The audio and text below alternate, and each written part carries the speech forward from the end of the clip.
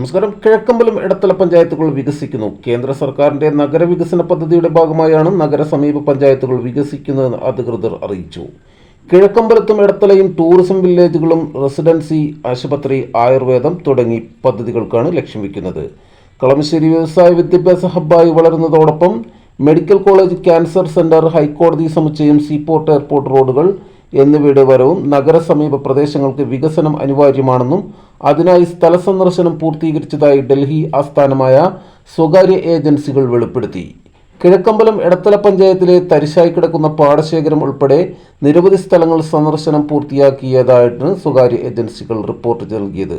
ഇതോടെ കിഴക്കമ്പലവും എടത്തലയും വൻ വികസന കുതിപ്പിലേക്ക് ഉയരുകയും സാമൂഹിക, സാംസ്കാരിക, വിദ്യാഭ്യാസ മേഖലകളിൽ വൻ ഉയർച്ചയ്ക്കും വഴിവെക്കുമെന്ന് അധികൃതർ പറഞ്ഞു.